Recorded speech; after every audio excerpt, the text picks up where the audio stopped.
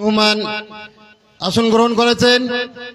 আমি ভাইকে তার মূল্যবান নসিহা কোরআন ও হাদিস থেকে পেশ করার জন্য মাহফিল কমিটির পক্ষ থেকে আহ্বান জানাচ্ছি।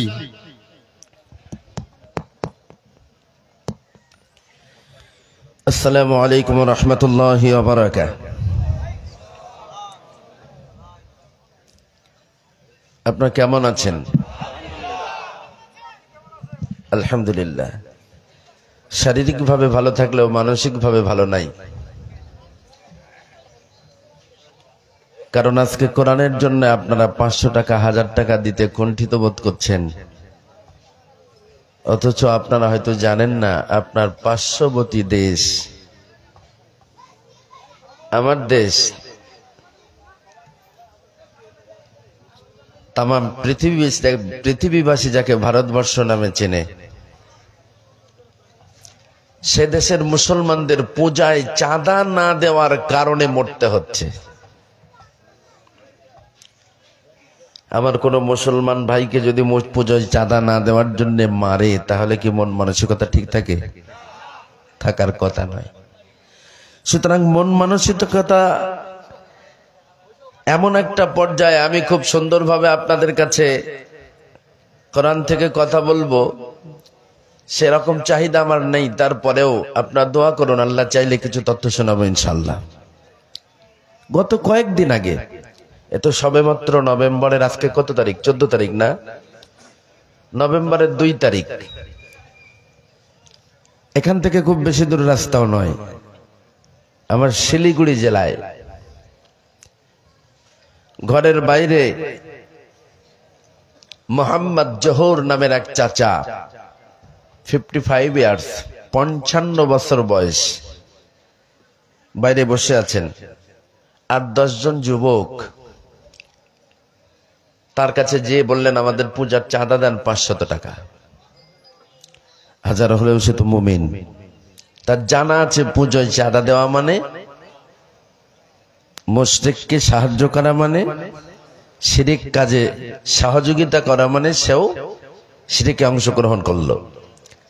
সে বলল বিনম্র ভাষায় যে, দেখো, পূজায় সাহায্য সহযোগিতা করা আমাদের ধর্মে নিষিদ্ধ, সুতরাং আমি দিতে পারবো না।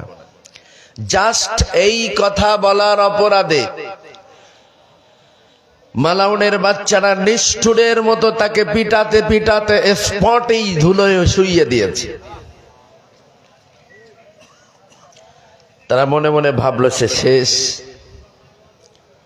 পরিবারের লোকজন তাকে কোন ক্রমে নিয়ে হসপিটালে নিয়ে গেল। হসপিটালে নিয়ে যাওয়ার সঙ্গে সঙ্গে ডক্টরেরা দেখে বললেন, এ তো অলরেডি ডেড। ইন্না লিল্লাহি ওয়া ইন্না ইলাইহি রাজিউন। আমার মুসলমান ভাইরা, আলহামদুলিল্লাহ, সুম্মা আলহামদুলিল্লাহ, আপনারা এমন একটা জমিন পেয়েছেন। আমি বাংলাদেশের জমিনে যত সময় থাকি আমার কলিজাটা ভরে যায়। যখন কোন নামাজের ওয়াক্ত হয়, চতুর্দিক থেকে আজান ধ্বনি যখন আমার কর্ণগোচর করে, অটোমেটিক্যালি অন্তরে শিহরণ জাগে। এমন একটা উর্বর, এমন একটা উন্নত জায়গা পাওয়ার পরেও মাদ্রাসা মসজিদে আপনাদের দান করা দেখে আমার কষ্ট লাগছে। কোথায় নিয়ে যাব ভাই? আজ আছি, কাল থাকবো না। কাল থাকবো কিনা তার কোনো নিশ্চয়তা আমাদের কাছে নাই। সুতরাং মাত্র 500 টাকা করে এতগুলা মানুষ যদি আমরা দিয়ে থাকি, আলহামদুলিল্লাহ, এমন এতিমখানা একটা নয় 2-10টা চলবে ইনশাআল্লাহ। না, এভাবে কুণ্ঠিত বোধ করবেন না। অন্তত পক্ষে কোরআনের কারিগর গড়ার জন্যে আল্লাহ যদি তার পক্ষ থেকে আপনাদের ইনকামের রাস্তা মেরে দেয়, আপনি যাবেন কোথায়? আমার ভাইয়েরা, আমি দেখতে পাচ্ছি প্যান্ডেলের চতুর্দিকে হাজারের ঊর্ধ্বে মানুষ দাঁড়িয়ে আছে। আসলে কি প্যান্ডেলের ভিতরে জায়গা নাই? যদি জায়গা থাকে, আল্লাহ রাব্বুল আলামিন বলেন, ওয়া ইযা কুরিআল কুরআন ফাসতামিউ লাহু ওয়া আনসিতু لعلكم ترحمون। যখন কোরআনের আওয়াজ তোমাদের কর্ণগোচর করবে, বিনম্রভাবে ভক্তি সহকারে বসে সেটাকে শুনবে। দাঁড়িয়ে দাঁড়িয়ে সার্কাস দেখার মতো কোরআন শোনার কথা আল্লাহ বলেন নাই। সুতরাং দোহাই লাগে হে নওজোয়ান, এ কোরআন শোনার পরিবেশ আজ আপনার আছে, আমার নাই। কোরআন শোনা তো দূরের কথা, এমন অনেক জায়গা আছে যেখানে গেলে টুপিটা খুলে পকেটে নিয়ে দাড়িটা কাপড় দিয়ে ঢেকে নিলে নিজের সেফটি মনে হয়। আলহামদুলিল্লাহ, আপনাদের জন্য আল্লাহ উন্নত পরিবেশ দিয়েছেন। এভাবে সাইডে দাঁড়িয়ে নয়, কারণ আল্লাহ রাব্বুল আলামিন বলেন, ইন্নাল্লাযীনা আমানু ওয়া আমিলুস সালিহাতি কানাত লাহুম জান্নাতুল ফিরদাউসি নুজুলা খালিদিনা ফিহা লা ইয়াবগুনা আনহা হিওয়ালা। আচ্ছা, এট ফার্স্ট আমি জানতে চাই, আমরা যতগুলা মানুষ প্যান্ডেলের ভিতরে বলুন আর প্যান্ডেলের বাইরে বলুন দাঁড়িয়ে আছি, আমরা কি মোমেন না নন মোমেন? মোমেন না বেগয়ের মোমেন? এতে কোনো সন্দেহ আছে? যদি মোমেন হই তাহলে সাইডে দাঁড়িয়ে কেন ভাই? কারণ এটা আল্লাহর ওয়াদা, ইন্নাল্লাযীনা, নিশ্চয় যারা আমানু, ঈমান আনেন, ওয়া আমিলুস সালিহাত, অতঃপর নেক আমল করতে অভ্যস্ত হয়, কানাত লাহুম জান্নাতুল ফিরদাউসি নুজুলা, আল্লাহ রাব্বুল আলামিন তাদের জন্যই জান্নাতুল ফিরদাউস রিজার্ভ করে রেখেছেন। বলুন সুবহানাল্লাহ। এরপরে আসি, আমরা যে জায়গায় বর্তমানে বসে আছি, হাদিসের পরিভাষায় এই জায়গাটাকে কি বলা হয়? সন্দেহ আছে? কোনো সন্দেহ নেই তো? তাহলে মোমেন কি জান্নাতের বাগান ছেড়ে জান্নাতের সাইডে দাঁড়াতে পারে? উচ্চ আওয়াজে বলেন, পারে? এই প্যান্ডেলের বাইরে যে বা যারা দাঁড়িয়ে থাকবে তারা মোমেন নাকি অন্য কিছু, এরপর আপনারাই বিচার করুন, আমি বলবো না। প্লিজ ইমিডিয়েটলি পিছনে দাঁড়িয়ে থাকা যুবক বন্ধুরা, কাপড়ের যদি সমস্যাও থাকে নো প্রবলেম, কারণ আমরা এখন নামাজ পড়বো না, ঠিক কিনা? যদি কাপড়ের একটু সমস্যাও হয়ে থাকে, আজকাল ডিজিটাল যুগের যুবকেরা, এদের তো প্রস্রাব করার ধরনই আলাদা। এত টাইট প্যান্ট এরা পরে, রোডের সাইডে যখন প্রস্রাবের প্রয়োজন হয় বসতে গেলে তো প্যান্ট ভাঙবে না, হাঁটু ভাঙবে না, যার কারণে রোডের সাইডে দাঁড়িয়ে দাঁড়িয়ে এই চেনটা টেনে ছটছট করে ছেড়ে দেয়। অবশ্য বাংলাদেশের যুবকেরা না, আমার কলিকাতার যুবকেরা, বাংলাদেশের যুবকেরা বড় আল্লাহওয়ালা, এরা কোথায় পানি আছে দেখে শুনে তারপরে বসে, ঠিক কিনা? হ্যাঁ না, বাংলাদেশের যুবকেরা ওইভাবে দাঁড়িয়ে ছাড়ে। আস্তাগফিরুল্লাহ। আজ আছি কাল থাকবো না রে, যাব চলে আপন ঘর, কি খেয়েছি কোথায় আছি রাখবে না কেউ খোঁজ খবর। ও নওজোয়ান, আজ তুমি নির্লজ্জের মতো দাঁড়িয়ে দাঁড়িয়ে প্রস্রাব করো, তোমার নিজের শরীরটাকে তুমি অপবিত্র করে নিলে। ওই জায়গা থেকে তুমি তোমার বাড়ি পর্যন্ত আসতে পারবে তার কোনো নিশ্চয়তা নাই। তাজা তাজা তরুণ যুবক রোড অ্যাক্সিডেন্টে মারা যায়। আমি আসবার সময় দেখলাম স্বামী স্ত্রী দুজনেই ধস্তাধস্তি করতে করতে ট্রেন আসছে, হঠাৎ একজন আর একজনের দিল ঠেলে, মুহূর্ত মধ্যে রেল তার ঠিক এই বরাবর চলে গেল। আমি নিজে চোখে দেখে এসছি, প্রচুর মানুষ। এরপর রেল স্লো আসছে, বলছে হোয়াট ইজ দি কেস? বলছে হুজুর একটা গিয়েছে তলায়। বলছে কেন? বলে স্বামী স্ত্রী রেল রানিং অবস্থায় আর কি করতে করতে একজন আর একজনের সামান্য ঠেলে দিয়েছে, ডিসব্যালেন্স হয়ে গিয়েছে, একেবারে ভিতরে ঢুকে এই বরাবর চলে গেছে। এমন রোডের উপরে অ্যাক্সিডেন্ট আপনি মারা যেতে পারেন। এই জন্য ও মোমেন, শরীরটাকে পবিত্র রাখেন। নিজেকে মুসলমান দাবি করেন, অথচ নির্লজ্জের মতো প্রস্তাব করবেন রোডের সাইডে দাঁড়িয়ে। আল্লাহর দরবারে আপনি মুসলমান নই। নাপাক অবস্থায় যদি মৃত্যুবরণ করেন, হাজারো গোলাপ জল দিয়ে যদি আপনাকে গোসল দেওয়া হয়, আমার মনে হয় পাক করতে পারবে না। আর জীবনে কোনোদিন আমরা দাঁড়িয়ে প্রস্তাব করব? সবাই ঠিক আছে তো? অঙ্গীকার করছে আল্লাহর সঙ্গে তো? আল্লাহ কবুল করুন বলে সকলে আল্লাহুম্মা আমিন। এ যুবক ভাইরা, আমি আপনাদের বসার জন্য অপেক্ষা করছি। আপনারা বসবেন, আমি আলোচনা শুরু করব। অনেক কথা বলবো ইনশাআল্লাহ। প্লিজ আওয়াজ দেবেন না, আপনার আওয়াজ করবেন না ভাই।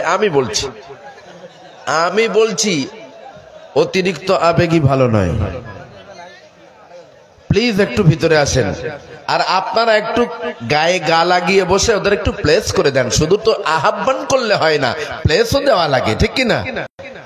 তাদের একটু প্লেস দেন, বসার জায়গা করে দেন, তারপরে আমি কথা শুরু করছি। মাশাআল্লাহ, আমার কাছে ইনফরমেশন আছে আজকে মাহফিলে অনেক হিন্দু ভাইও আছে। No problem. কোরআন একা মুসলমানদের জন্য না, কোরআন তামাম পৃথিবীর মানুষের জন্য। বলেন সুবহানাল্লাহ। এই কোরআন শোনার জন্য আমার হিন্দু ভাইরাও বাংলাদেশে তো বটেই, আমার ভারতেও হাজার হাজার আমার হিন্দু ভক্ত আছে। কোন একদিন আমার হিন্দু ভাই আমার কাছে কোরআনের তাফসীর শুনে, একটা আয়াতে কারিমার তাফসীর শুনে মাজলিস শেষে আমাকে ধরলেন, হুজুর কিছু যদি মাইন্ড না করেন তাহলে আমি আপনার সঙ্গে দুটো কথা বলতে চাই। আমি বলছি নো প্রবলেম, বলুন। আপনি আজকের যে কথাগুলা বললেন এগুলো কি হুবহু কোরআনের কথা? আমি বললাম আমি তো রেফারেন্স ছাড়া কথা বলি না। দেখলেন না, পারা নাম্বার বললাম, সূরার নাম বললাম, আয়াত নাম্বার বললাম। আমি সেদিন তাফসীর করেছিলাম ৭ম পারার ২০তম পৃষ্ঠার সূরা আনআমের সম্ভবত ১০৭ নম্বর আয়াত। ওই আয়াতে কারিমা সম্পর্কে আমি সেদিন কথা বলবার কারণে আমার আসাম রাজ্যের করিমগঞ্জ ডিস্ট্রিক্টের এক হিন্দু ভাই, সনদ দত্ত তার নাম, তিনি একজন বড় লিডার। তিনি আমাকে বললেন, সত্যি যদি আপনার কোরআন এই কথা বলে তাহলে আমি আজকে দাঁড়িয়ে সাক্ষ্য দিচ্ছি, আমি দায়িত্বহীন কণ্ঠে ঘোষণা দিচ্ছি, এ কোরআন শুধু মুসলমানদের একা নয়। বলুন সুবহানাল্লাহ। এই আয়াতে কারিমাটা ছিল এই রকম, ওয়ালা তাসুবুল্লাযীনা ইয়াদউনা মিন দুনিল্লাহ ফায়াসুবুল্লাহা আদওয়ান বিগাইরি ইলম কাযালিকা যায়্যানা لكل أمة عملهم ثم إلى ربهم مرجعهم فينبئهم بما كانوا يعملون. جل بولي الله أكبر. শোনা হে পৃথিবীর মুসলমানেরা, তোমার আল্লাহকে ছেড়ে অন্য দেব দেবীতে যারা বিশ্বাসী, কালী দুর্গায় যারা বিশ্বাসী, গণেশের উপরে যারা ঈমান এনেছে, তাদের বিরুদ্ধে তোমরা মন্তব্য করো না, তাদেরকে তোমরা গালি দিও না। কারণ যারা কালীতে বিশ্বাসী, দুর্গায় বিশ্বাসী, গণেশের উপরে যারা ঈমান এনেছে, তাদের কাছে যদি তোমরা তাদের দেব দেবীর সম্পর্কে গালি দাও, তাদের কাছে তোমাদের আল্লাহ সম্পর্কে ইলম নাই, জ্ঞান নাই, সুতরাং তারা তোমার আল্লাহকে না চিনে তোমার আল্লাহকে তারা গালি দিতে পারে। সুতরাং ও পৃথিবীর মুসলমানেরা, তোমার আল্লাহকে ছেড়ে অন্য দেবদেবীতে যারা বিশ্বাসী তাদের বিরুদ্ধে কটু মন্তব্য করো না। পরের অংশে আল্লাহ আরো বলছেন, কাযালিকা যায়্যানা লিকুল্লি উম্মাতিন আমালাহুম এজ এ মোমেন হিসাবে তোমার ধর্মীয় রীতিনীতি, আচার অনুষ্ঠান, কৃষ্টি কালচার তোমার কাছে যেমন ইম্পর্টেন্ট, আনন্দদায়ক, কোরআনের কথা শুনতে আমাদের যেমন ভালো লাগে, আমাদের নামাজের দৃশ্যগুলা আমাদের কাছে যেমন আনন্দদায়ক, ঈদ উদযাপন আমাদের কাছে যেমন ইম্পর্টেন্ট, নন মুসলিম যারা, হিন্দু যারা, বৌদ্ধ যারা, খ্রিস্টান যারা, তাদের ধর্মীয় আচার অনুষ্ঠানগুলাকে আল্লাহ রাব্বুল আলামিন তাদের কাছে ইম্পর্টেন্ট করে দিয়েছেন, আনন্দদায়ক করে দিয়েছেন। কাজেই না না না, তাদের ধর্মীয় কালচারকে তোমরা গালি দিও না, বাজে বলো না, ক্রিটিসাইজ করো না। এ শিক্ষা আমাদেরকে কে দিয়েছেন? উচ্চ আওয়াজ করে বলুন, আরো উচ্চ আওয়াজে বলুন। সুতরাং প্রিয় ভাইয়েরা আমার, হয়তো আপনার কানে আওয়াজ আসবে পার্শ্ববর্তী দেশ ভারতবর্ষে মুসলমানদেরকে ধরে জোরপূর্বক জয় শ্রীরাম বলানো হচ্ছে। জয় শ্রীরাম বল, জয় শ্রীরাম বল। জয় শ্রীরাম না বলার কারণে নিরীহ নিষ্পাপ মুসলমানদেরকে পিটিয়ে মারছে, এমনও দৃষ্টান্তের অভাব নাই। ইভেন অন্ধ চাচাকেও তারা ছাড়ল না।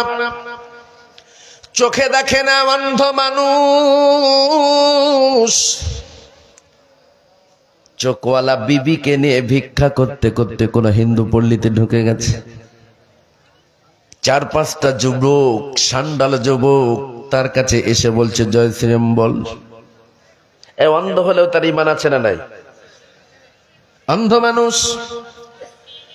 তারপরেও তিনি ঈমান এনেছেন আল্লাহর উপরে।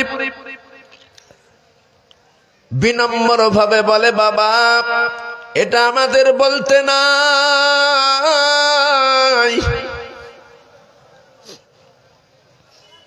নিষ্ঠুরের বাচ্চারা অন্ধ ভিখারির দাড়ি ধরে নাড়া দেয় আর প্রেসার ক্রিয়েট করে বলে জয় শ্রীরাম বল, না হলে জাহান্নামে মেরে দেব।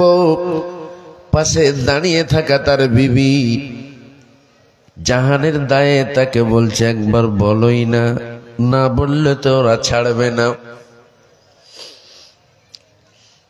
গোটা পৃথিবীবাসী দেখেছে ভারতের জমিনে জোরপূর্বক মুসলমানদেরকে জয় শ্রীরাম বলাতে যে ফকিরের সঙ্গে দুর্ব্যবহার করা হয়েছে, মুসলমান যুবকদেরকে পিটানো হয়েছে।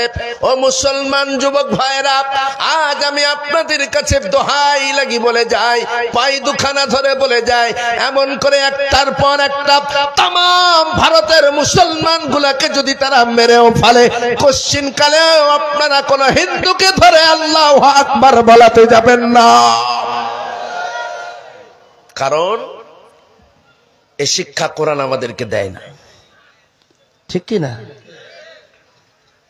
When a dog bites a man, that is not thing, but when a man bites a dog, that is a very good thing. সচরাচর শোনা যায় অমুককে কুকুরে কামড়েছে, তমুককে কুকুরে কামড়াচ্ছে, শোনেন না? কিন্তু এমনটা কখনো শুনেছেন কি দক্ষিণ পাড়ার সলিমউদ্দিনকে কুকুরে কামড়েছে, যার কারণে সলিমউদ্দিন পাল্টা ঘুরে আবার সেই কুত্তাকে কামড়েছে? এমন নিউজ কখনো শুনেছেন? শুনবেন না। এই জন্য কবি বলছেন when a dog bites a man, that is a not thing, সেটা কোনো খবরই না, অ্যাভেলেবল হয়। But when a man bites a dog, that is a very good thing.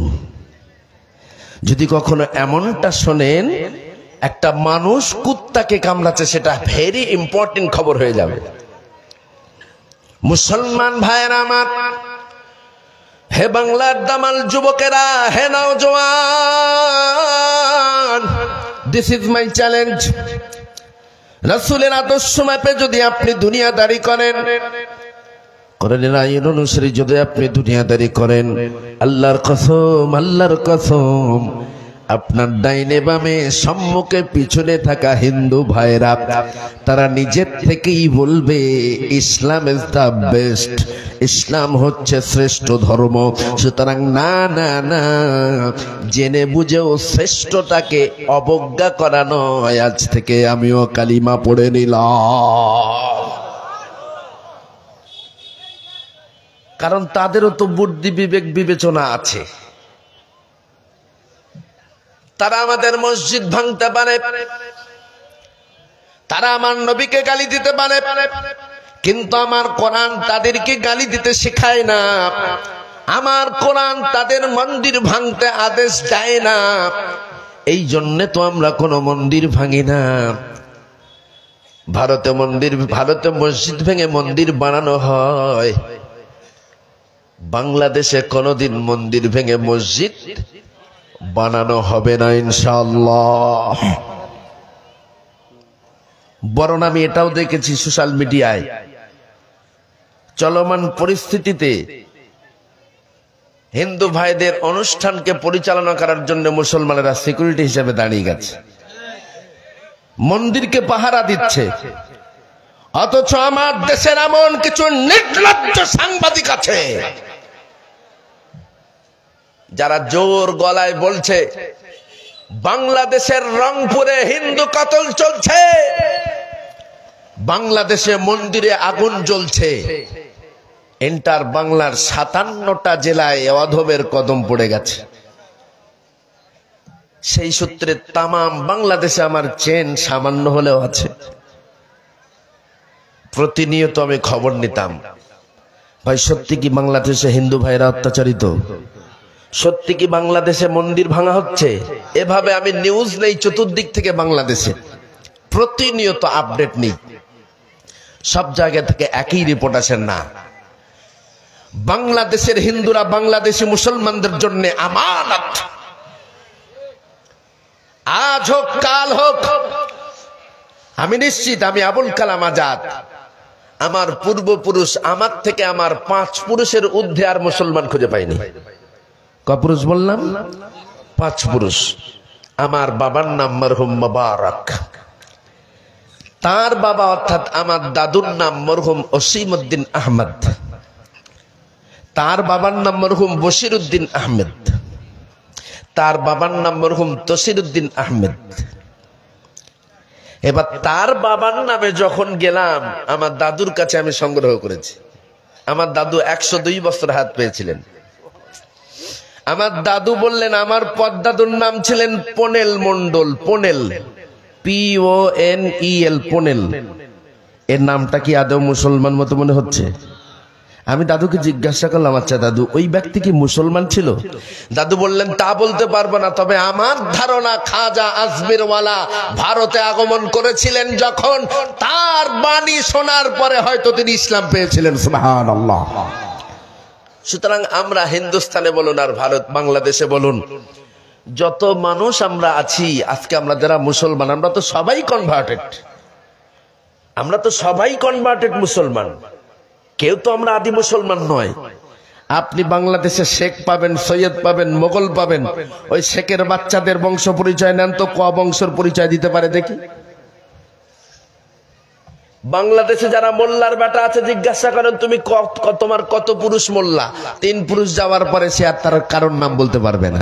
এ দ্বারা প্রমাণিত হয় আমাদের শেখ, সৈয়দ, পাঠান, মোগল যারাই আমরা আছি, এগুলা সব আমাদের কেনা, সব আমরা কনভার্টেড মুসলমান। হে মুসলিম নওজোয়ান, এটা আমার চ্যালেঞ্জ। রাসূলের আদর্শের মাপকাঠি অনুযায়ী আপনি চলুন, কোরআনের আইন অনুযায়ী আপনি চলুন। আপনার ডাইনে বামে সম্মুখে পিছনে নন মুসলিম যারা আছে, তারাও একদিন তাদের জেহালাত ভুলে কোরআনের সুশীতল ছায়ায় আসবে ইনশাআল্লাহ। দৃষ্টান্ত আমার ওই যে ভাইয়ের কথা বলছিলাম, সনদ দত্ত, আমি তাকে রেফারেন্স দিয়ে বললাম, ভাই আমি তো কোরআনের রেফারেন্স দিয়েছি, পারা নাম্বার, সূরার নাম, আয়াত নাম্বার বলেছি, আপনি চাইলে বাংলা কোরআন দেখে পড়তে পারেন। বলছে আমার আর প্রয়োজন নেই, please give me your contact number. আমার কাছে সে মোবাইল নাম্বার চাইলো, একটা ভিজিটিং কার্ড দিলাম। কয়েকদিন পর সে আমাকে ফোন করে বলছে, হুজুর নেক্সট টাইম করিমগঞ্জ ডিস্ট্রিক্টে কবে আসবেন? আমি তাকে বললাম ফেব্রুয়ারি 27 তারিখ। কোন জায়গায়? ঠিকানা দিলাম। আমি আপনার সঙ্গে আরো কিছু কথা বলতে চাই। ভদ্রলোক আসলেন, মাহফিলের পূর্বে সাক্ষাৎ করলেন। ঘরের দরজা বন্ধ করে দিলেন, পকেট থেকে টুপি বার করে মাথায় লাগালেন, আমাকে লক্ষ্য করে বলছেন, হুজুর আমি ইতিপূর্বে জানতাম কোরআন একটা সাম্প্রদায়িক কিতাব, যা কিনা একতরফা ভাবে মুসলমানদের কথা বলে, কিন্তু সেদিন আপনার কাছে কোরআনের একটা মাত্র আয়াতের ব্যাখ্যা শুনে আমি বুঝেছি কোরআন না কোনো সাম্প্রদায়িক কিতাব, বরং কোরআন একমাত্র মানুষের সঠিক দিশা দেখানো কিতাব। তো বলছে আমি সিদ্ধান্ত নিয়েই ফেলেছি, আমি অলরেডি গোসল করে চলে এসেছি, উজু করেছি, পবিত্রতা অর্জন করেছি, প্লিজ আমাকে কালিমা পড়িয়ে মুসলমান বানিয়ে দিন। আমার চোখের কোণে পানি এসে গেল, ডুকরে ডুকরে কাঁদলাম। আমার ছোট্ট ভাই কোরআনের হাফেজ জোনায়েদকে যেদিন নির্মম ভাবে ট্রেনের ভিতরে চাকু দিয়ে খুঁচিয়ে খুঁচিয়ে মারা হলো, তার কয়েকদিন পরে আমার ভাই সনদ দত্ত আমার হাতে হাত রেখে ইসলাম কবুল করলেন। তার নিজের ভুল নিজেই ভেঙে দিল। অতঃপর ইসলাম কবুল করবার পরে আমাকে বললেন, বাড়িতে তো আমি ইচ্ছা মতো ইসলামিক কালচার, ইসলামী রীতিনীতি যথাযথ পালন করতে পারবো না, প্লিজ আপনি আমাকে কলিকাতার দিকে কয়েকদিনের জন্য রাখেন। 2 কোটি টাকার সম্পদের মালিক সে, বাবার একমাত্র সন্তান, আর তার কোনো ভাই নাই, 2 কোটি সম্পদের মালিক। আমি বলছি এতটা আপনারা এতটা প্রপার্টি আছে, এগুলা কি হবে?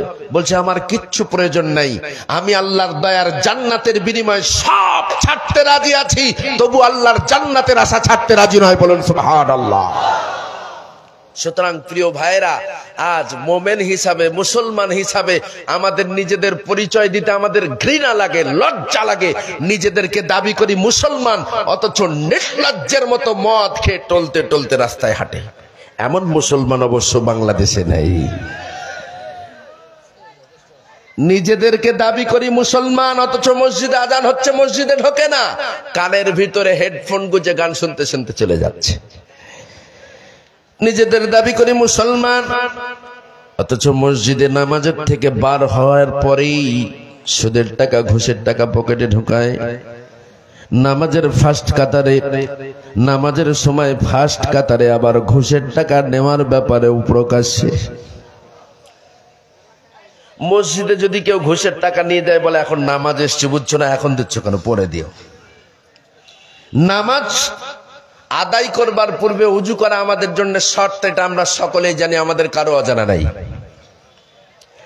বাউযু আমরা কেউ মসজিদে ঢুকি না, ঠিক কিনা?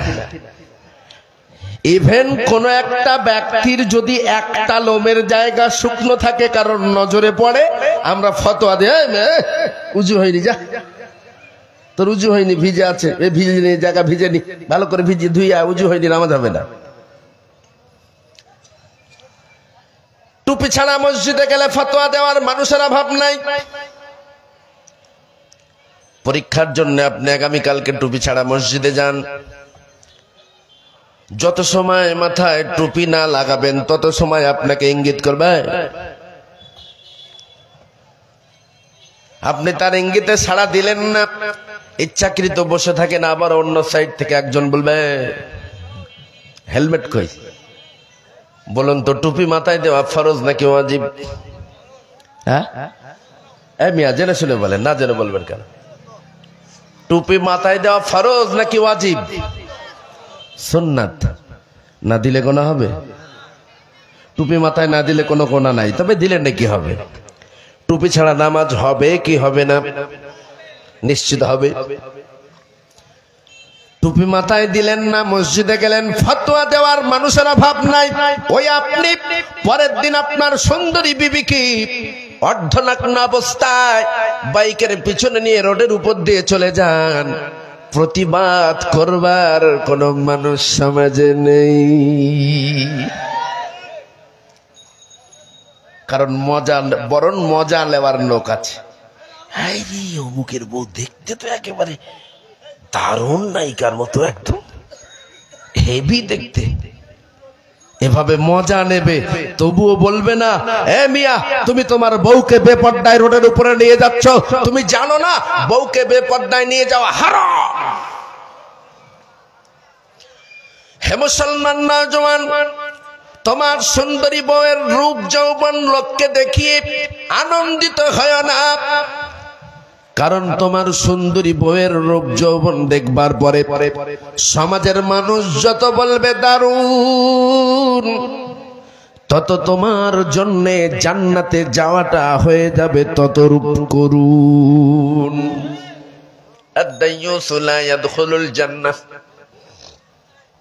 দাইয়ুস কখনো জান্নাতের ভিতর প্রবেশ করবে না। সাহাবায়ে কেরামরা জিজ্ঞাসা করলেন, ইয়া রাসূলুল্লাহ দাইয়ুস কারা? বলে যে সমস্ত পুরুষের অধীনস্থে নারীরা বেপর্দায় ঘোরে তারাই দাইয়ুস। নারীরা বেপর্দায় ঘোরে অথচ বাড়ির পুরুষেরা কোনো প্রতিবাদ করতে পারে না, করেন না, ওই ব্যক্তিগুলোকে দাইয়ুস বলা হয়। রাসূল বলেন দাইয়ুস লা ইয়াদখুলুল জান্নাহ, দাইয়ুস কোশ্চিন কালেও জান্নাতের ভিতরে যাবে না। ও মুসলমান ভাইরা, আজ আমার সমাজে নামাজির কোনো অভাব নাই, মসজিদে যাবেন একেবারে কানাই কানাই মুসল্লি, চতুর্দিকে তাকাবেন কি দামি সুন্দর সুন্দর ড্রেস পরে মুসল্লিরা সবাই বসে আছে। উজু ছাড়া একটা মানুষও মসজিদে যায় না।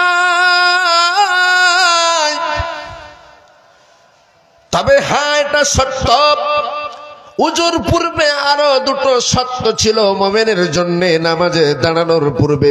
পারা নাম্বার 2, পৃষ্ঠা নাম্বার 4, সূরার নাম সূরা বাকারা, আয়াত নাম্বার 172।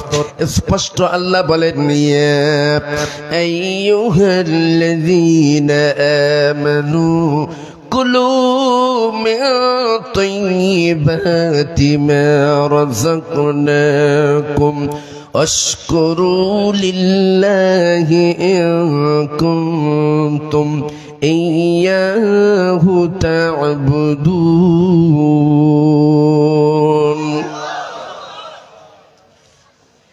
আবারও বলি, পারা নাম্বার 2, পৃষ্ঠা নাম্বার 4, সূরার নাম সূরা বাকারা, আয়াত নাম্বার 172।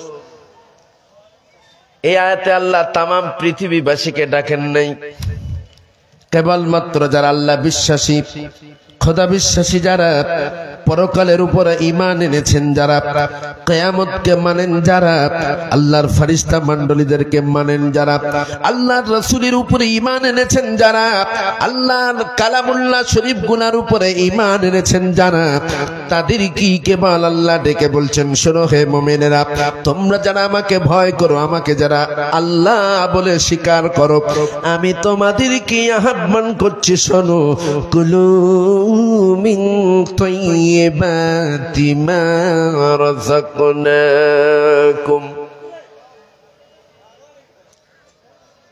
তোমরা নামাজে দাঁড়ানোর পূর্বে হালাল খাদ্য অন্বেষণ করো, হালাল খোরাক খাও, তোমাদের চেম্বারটায় হালাল খাদ্য ধারণ করো।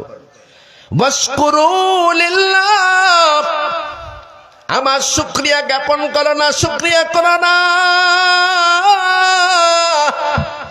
ইন কুনতুম ইয়্যাহু তা'বুদুন, তারপরে আমাকে সিজদা দিয়ে একবার আল্লাহ বলে ডাকো, বান্দা কি চাও বান্দা বলে আমি তোমার ডাকে সাড়া দিতে রেডি আছি, বলুন সুবহানাল্লাহ।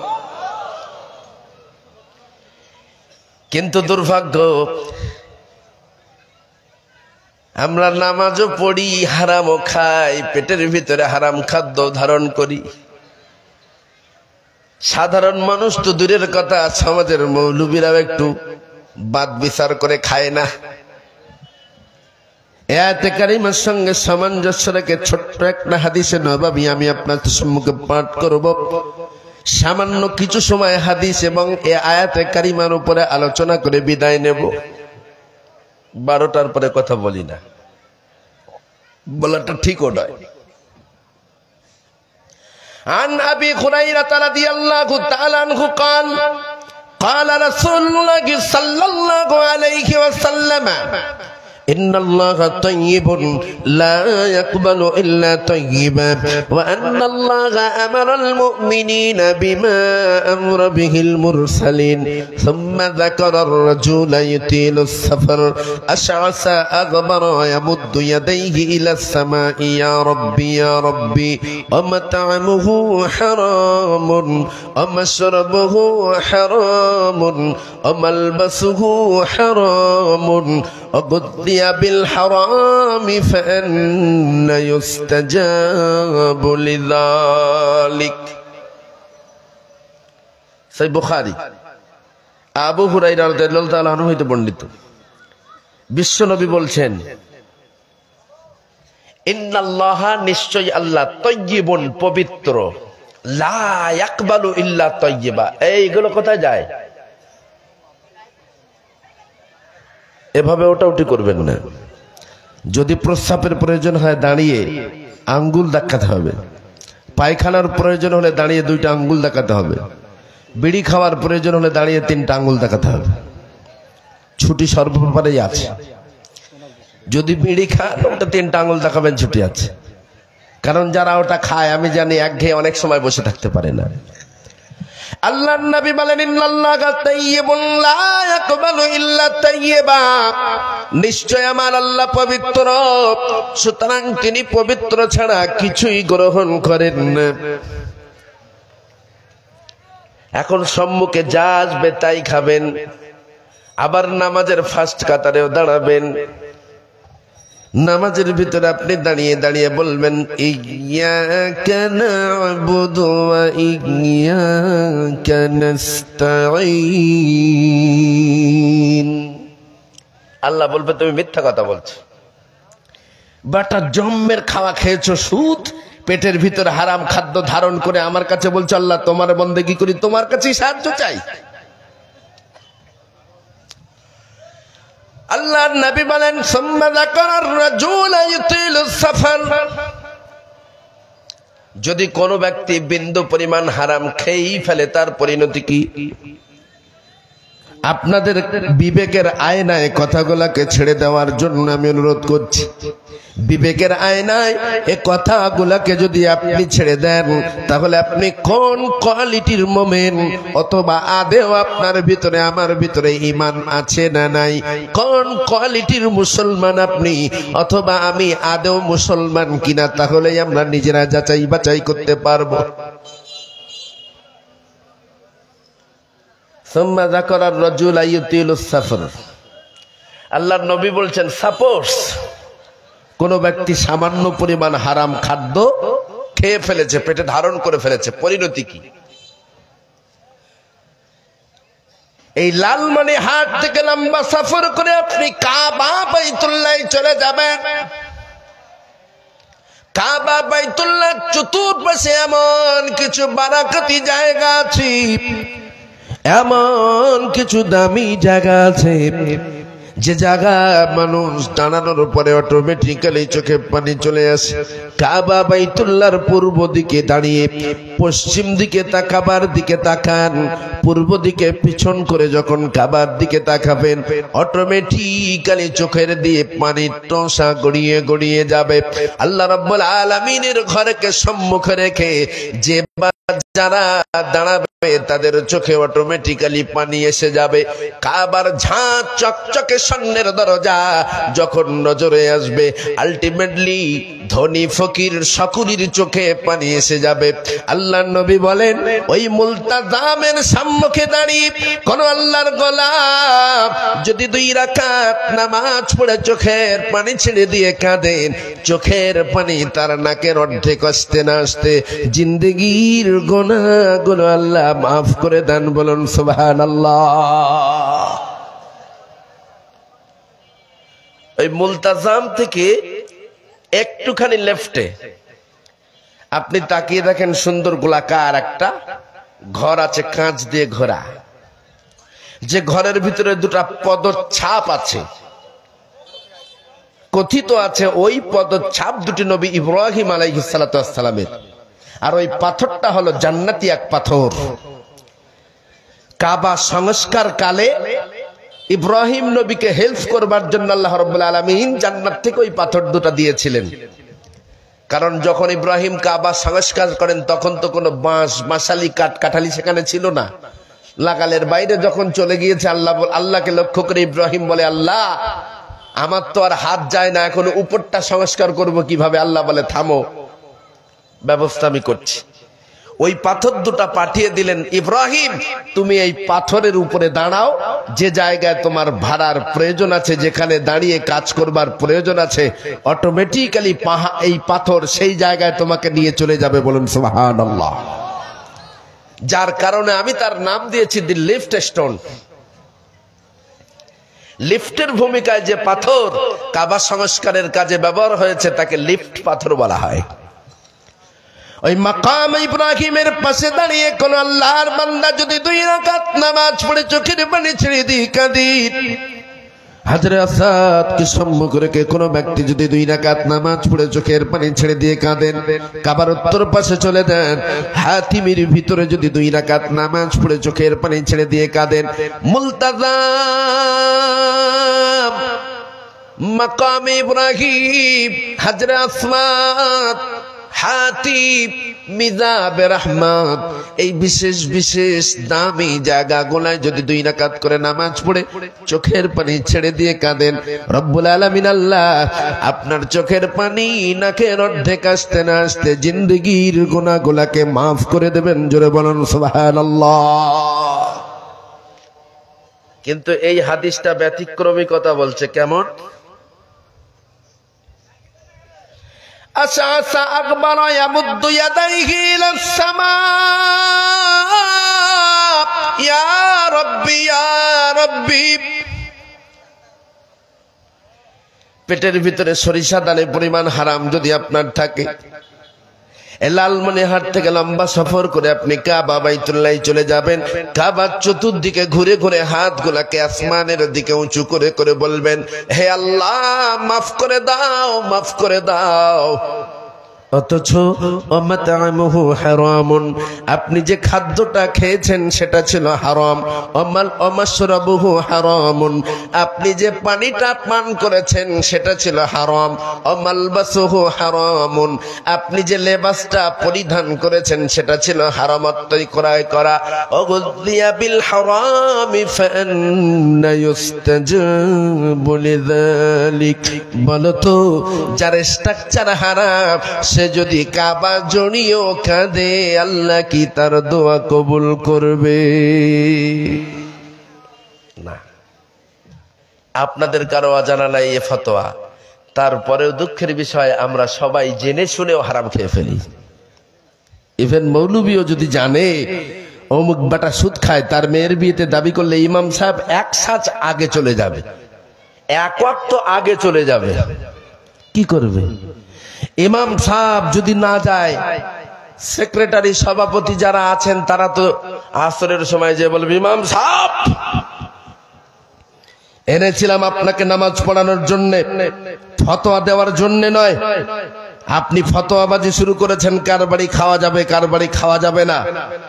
আপনি ফতোয়া দেওয়া শুরু করেছেন কার বউ বেপর্দায় ঘরে কার বউ পর্দায় ঘরে। আপনি ফতোয়া দেওয়া শুরু করেছেন সুদ খাওয়া জায়েজ না না জায়েজ। হাইয়া আলাস সালাহ হাইয়া আলাল ফালাহ। ও মৌলবি মাস শেষ হোক আর না হোক বেতন নিয়ে পালা। বুঝলেন? তবে আশাজনক, আশার আলো, আমি দৃঢ় বিশ্বাসী বাংলাদেশে সেই পরিবেশ আর নাই, ঠিক কিনা? এই বাংলার জমিনে কোরআনের রাজ কায়েম হবে ইনশাআল্লাহ। আর আপনাদের দেখানো পথ অনুযায়ী পার্শ্ববর্তী দেশগুলোয় কোনো একদিন কোরআনের রাজ কায়েম হবে ইনশাআল্লাহ। আজ হোক কাল হোক মসজিদে বাবরিতে আবারও আমরা আযান ধ্বনি দেব ইনশাআল্লাহ।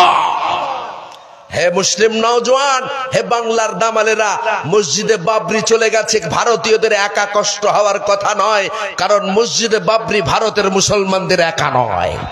এ মসজিদে বাবরিতে বাংলাদেশের মুসলমানের হক আছে, এ মসজিদে বাবরিতে পাকিস্তানের মুসলমানের হক আছে। সুতরাং দোহাই আপনার, যে বা যারা আমাদেরকে ভুল বোঝে, যে বা যারা আমাদের বিরুদ্ধচারণ করে, তাদের কাছে সঠিক বুঝটা পৌঁছানোর দায়িত্ব আপনার।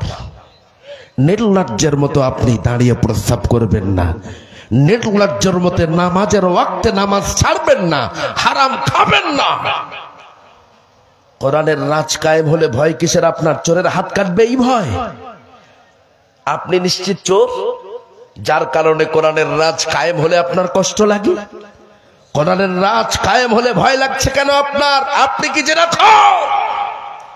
কোমর পর্যন্ত জেনাখোরদেরকে পুঁতে পাথর নিক্ষেপ করা হবে। যদি কোরআনের রাজ কায়েম হয়, আল্লাহর কসম, আল্লাহর কসম, একজন হত্যাকারীকে যদি পাল্টা হত্যা করা হয়, হত্যা আস্তে আস্তে সমাজ থেকে টোটালি মুছে যাবে ইনশাআল্লাহ।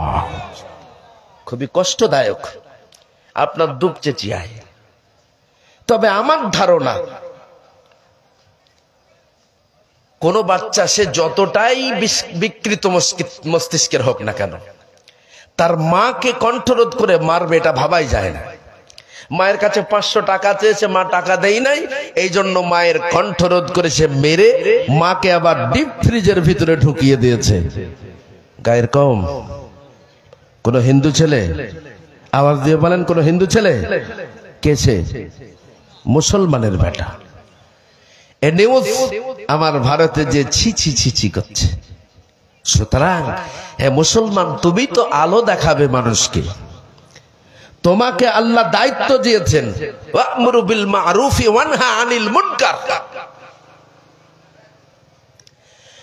হযরত লোকমান হাকিম তার সন্তানকে যখন শিক্ষা দেয়, বুনাইয়া আকিমিস সালাতা ওয়া'মুর বিল মা'রুফি ওয়ানহা আনিল মুনকার ওয়াসবির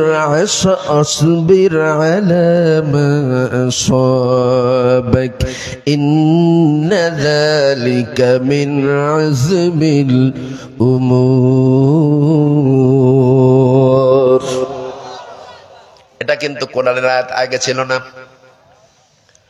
লোকমান হাকিম তার সন্তানকে ডেকে বলছে, হে প্রিয় বৎস, হে আমার কলিজার টুকরা সন্তান, আকিমিস সালাতা, সময় মতো নামাজ পড়ো, ওয়া'মুর বিল মা'রুফি ওয়ানহা আনিল মুনকার, মানুষকে সৎ পথে আসার জন্য আহ্বান করো, অসৎ পথ থেকে মানুষদেরকে রক্ষা করো, ওয়াসবির আলা মা আসাবাক, বিপদের সময় ধৈর্য ধারণ করো, ইন্না যালিকা মিন আযমিল উমুর, নিশ্চিত এটা মহান বীরত্বের কাজ। আমার মালিক মাওলা রব্বে কারিমের কাছে কথাটা এত সুন্দর মনে হয়েছে, এতটাই মনোমুগ্ধকর হয়েছে, রব্বুল আলামিন আল্লাহ পিতা লোকমান হাকিমের কথাকে, সন্তানকে যে ওয়াজ তিনি করেছিলেন, সেই কথাটাকে কোরআনের ভিতরে তুলে দিয়ে কোরআনের আয়াত বানিয়ে দিয়েছেন। বলুন সুবহানাল্লাহ।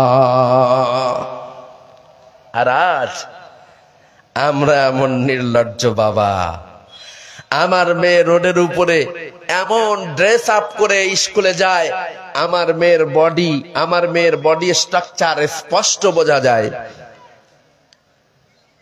বর্তমান যুগের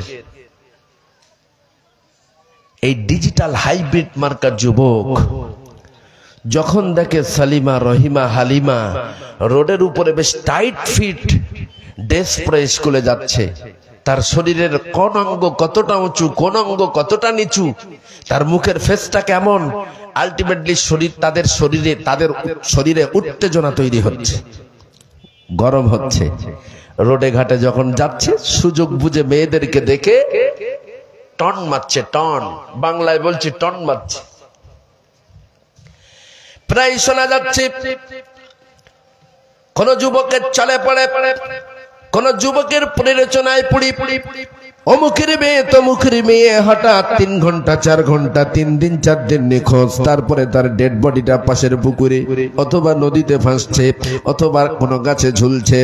এমন পরিস্থিতির সম্মুখীন বাংলাদেশের মায়েরা বাবারা হয় না, তবে আমার ভারতে ভুরি ভুরি হচ্ছে। জোরে বলুন ঠিক কিনা? আরে বাংলাতে হয় মানে কি, বাংলাতে বেশি হয় কেন এগুলা?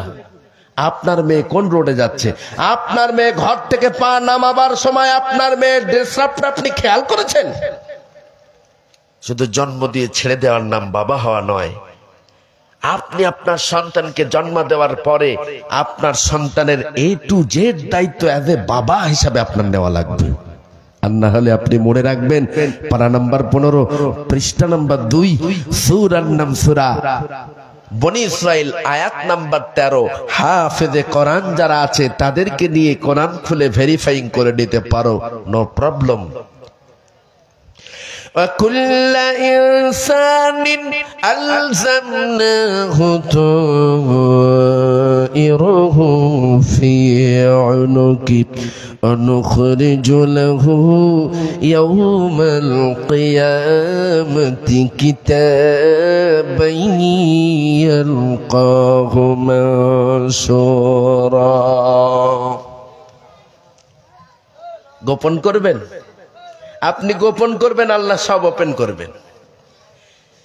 15 নম্বর পারা 2 নম্বর পৃষ্ঠার সূরা বনি ইসরাইলের 13 নম্বর আয়াত স্পষ্ট আল্লাহ রাব্বুল আলামিন দাবি করেন, তাম পৃথিবীর মনুষ্য জাতির কণ্ঠনালীর কিনারে, ঘাড়ে গর্দানে গ্রীবা দেশে মোস্ট পাওয়ারফুল একটা করে সিসি ক্যামেরা আমি রব্বে কারীম লাগিয়ে রেখেছি। তার সাথে সাথে একটা করে মোস্ট পাওয়ারফুল মেমোরি আমি লাগিয়ে রেখেছি। ওই বান্দা কোন জায়গায় কতবার আমাকে সিজদা বলে, মাওলা বলে ডাক মেরেছে, হুবহু ভিডিও ফুটেজ সহ আমি সেগুলো রেকর্ড করে রেখেছি। ওই তরুণী কতটা যুবকের প্রলোভনে পড়ি, বাপের চোখে মায়ের চোখে ফাঁকি দি কতবার রাতের অন্ধকারে ভিডিও কলে কলিং করে কথা বলেছে। সে তার অর্ধনগ্ন শরীরকে পরপুরুষকে কতবার দেখিয়েছে, হুবহু ডেট বাই ডেট সব তার কণ্ঠনালীর কিনারায় লিপিবদ্ধ করা আছে, রেকর্ড করা আছে। অনুখরিজু লাহু ইয়াউমাল কিয়ামাতি, যেগুলাকে ওপেন করে দেব কিয়ামতের দিন, কিতাবান ইয়ালকাহু মানশুরা, একেবারে কিতাব আকারে। যখন আমার মেয়ে আপনার মেয়ে সেদিন বলবে, হাই একদিন স্কুলে যাওয়ার সময় একজন যুবক আমার দিকে লোলুপ দৃষ্টিতে তাকিয়েছিল, যার কারণে আল্লাহ আমার আমলনামায় একটা কাবিরা গোনা দিয়েছেন। এমন করে স্কুলে যাওয়া আসার কালে প্রতিদিন 10টা 12টা করে যুবক আমার দিকে লোলুপ দৃষ্টিতে তাকাতো, কাজেই একা আমার আমলনামায় 10টা কাবিরা, এবং প্রত্যেকটা যুবক যারা আমাকে দেখেছিল তাদের প্রত্যেকের আমলনামায় একটা করে কবিরা। এমন করে 4 বছর স্কুলে যাওয়া আসার কারণে 1 থেকে 1.5 লক্ষ কবিরা গুনার মালকিন হয়ে গেছে। আল্লাহ বলে, বান্দি তোমার আমলনামায় যেহেতু 1.5 লক্ষ কবিরা গুনাহ চলে যাও জাহান্নামে, সেদিন আপনার ওই মেয়েটা ডাক মানে বলে, রব্বুল আলামিন আল্লাহ, আজ যদি আমাকে জাহান্নামে যেতে হয়, ডাকো আমার আব্বাকে, ডাকো, নাজআলহুমা তাহতা আকদামিনা লিয়াকুনা মিনাল আসফালিন। আবুল কালাম আজাদ নিজের কথা একটাও বলে না, কোরআন থেকে রেফারেন্স ছাড়া। পারা নাম্বার 24, পৃষ্ঠা নাম্বার 19, সূরার নাম সূরা হামিম, সিজদা, আয়াত নাম্বার 29। স্পষ্ট আল্লাহ রাব্বুল আলামিন বলছেন, সেদিন তারা ডাক মেরে বলবে, রব্বানা, আয় আমাদের আল্লাহ, আরিনাল্লাযাইনি আদাল্লানা মিনাল জিন্নি ওয়াল ইনস, দেখো আমাদের সেই সকল মানুষদেরকে যাদের দ্বারা আমরা দুনিয়াতে পরিচালিত হতাম, যাদের কারণে আমরা পথভ্রষ্ট হয়েছি। কেউ বা ডাকবে তার বাবাকে, জিন ডাকবে জিনেদের পরিচালকদেরকে, ইনসান অর্থাৎ মানুষেরা ডাকবে তাদের পরিচালকদেরকে। কেউ বা তার বাবাকে বাবা না থাকলে তার মাকে, মা বাবা কেউ না থাকলে বড় ভাইকে, কেউ বা থাকবে তার স্বামীকে। ও মালিক, আমার মনে পড়ে আমি যখন অর্ধনগ্ন অবস্থায় রোডে বেরিয়ে যেতাম, ঠোঁটে সুন্দর করে লিপস্টিক লাগিয়ে, মুখটাকে ভালো করে মেকআপ করে, মুখ ওপেন করে যখন রোডে চলে যেতাম, আমার নির্লজ্জ স্বামী কোনদিন আমাকে বাধা দিতেন না। আজ যদি আমাকে জাহান্নামে যাওয়া লাগে, নাজআলহুমা তাহতা আকদামিনা লিয়াকুনা মিনাল আসফালিন। ডাকো আমার বাবা কি, ডাকো আমার মা কি, ডাকো আমার স্বামী কি, ডাকো আমার বড় ভাই কি। আজ যদি আমাকে জাহান্নামে যাওয়া লাগি, আজ যদি আমাকে জাহান্নামে যেতে হয়, আমার বাবা মা বড় ভাই স্বামীদেরকে পদদলিত করব, তারপরে জাহান্নামে যাব, তার পূর্বে নেই।